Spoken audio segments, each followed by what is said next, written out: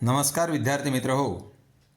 या सेशनमध्ये आपण 3 वेगवेगळ्या प्रकारच्या अत्यंत महत्त्वपूर्ण फ्रेजेसबद्दलची माहिती घेणार आहोत. चला तर मग सुरू करूयात. नंबर 1, टू बी युक्त फ्रेजेस. वाक्यामध्ये वापरते वेळी कर्त्यानुसार एम, इज, आर, वॉज, वर हे योग्य ते रूप वापरून वाक्य तयार करायचे असते. त्याची उदाहरणे आपण पुढे पाहणार आहोत. Number 2, verbal phrases.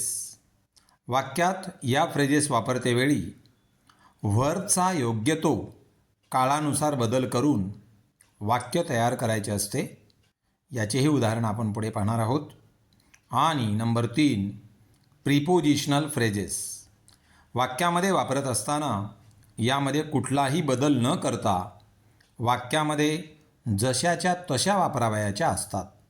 चला तर मग या फ्रेजेसची माहिती घेऊया. Let's go ahead. खालील फ्रेजेसमध्ये टू बीचे योग्य ते रूप म्हणजेच इज, एम, आर, वॉज, वर वापरून वाक्य तयार करावे.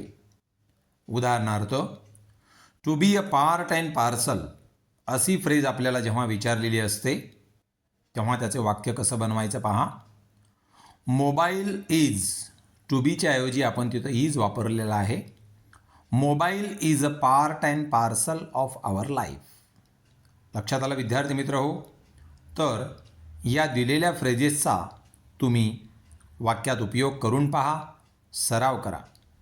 To be a part and parcel, to be held by, to be congratulated, to be known as, to be overwhelmed by, to be engrossed in, to be able to be unable to be fond of, to be afraid of, to be ashamed of, to be known for, to be proud of, to be good at, to be responsible for, to be sorry for, to be tired of, to be made of, to be interested in, to be in charge of, to be full of, to be covered with इत्यादी अशा अनेक phrases ज्या to be युक्त असतात त्यांचा वाक्यात उपयोग करा, सराव करा.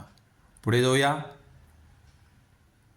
खालील फ्रेजेसमध्ये काळानुसार योग्य तो क्रियापदाचा बदल करून वाक्य तयार करायचे आहे.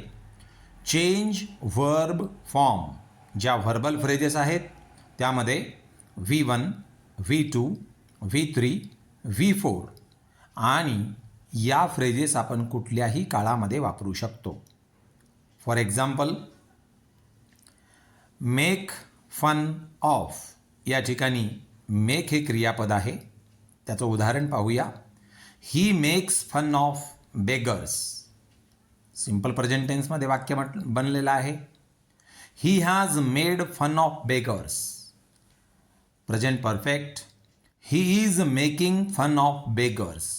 अशा पद्धतीने तुम्ही कुठल्याही काळामध्ये अर्थपूर्ण वाक्य तयार करू शकता. लक्षात आलं विद्यार्थी मित्र हो.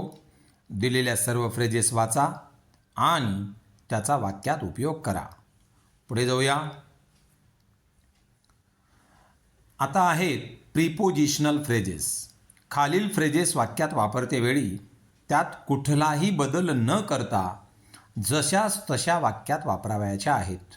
Use these phrases as it is. Example phrase आहे इन फ्रंट ऑफ. वाक्य पहा. There is a temple in front of my school. In front ऑफमध्ये कुठलाही बदल झालेला नाही. फक्त इथे एक गोष्ट लक्षात ठेवा. या फ्रेजेस आपण वाक्याच्या सुरुवातीला, वाक्याच्या मध्ये, वाक्याच्या शेवटी अर्थानुसार योग्य त्या ठिकाणी वापरू शकतो. हीच फ्रेज आपण सुरुवातीला वापरून वाक्य कसं बनतं आहे. In front of my school there is a temple किंवा my school is in front of the temple. अशाही पद्धतीनं वाक्य बनू शकतं. दिलेल्या सर्व फ्रेजेस वाचा, लिहा, सराव करा. लक्षात आलं विद्यार्थी मित्र हो. आणखी काही पुढे फ्रेजेस आहेत त्याही वाचा आणि योग्य तो सराव करा. टू बी युक्त फ्रेजेस, व्हर्बल फ्रेजेस आणि प्रिपोजिशनल फ्रेजेस या तिन्हीपैकीच एक फ्रेज तुम्हाला 10वीच्या लँग्वेज स्टडीमध्ये विचारली जाईल, परीक्षेमध्ये विचारली जाईल, जेणेकरून तुमचा कुठलाही मार्क तिथे जाणार नाही. सराव करा आणि योग्य तो वाक्याचा बदल योग्य पद्धतीने करून त्यामध्ये मार्क्स मिळवू शकता. ठीक आहे मित्रहो, चला पुढे जाऊया. याही फ्रेजेस वाचा आणि सराव करा. Thank you.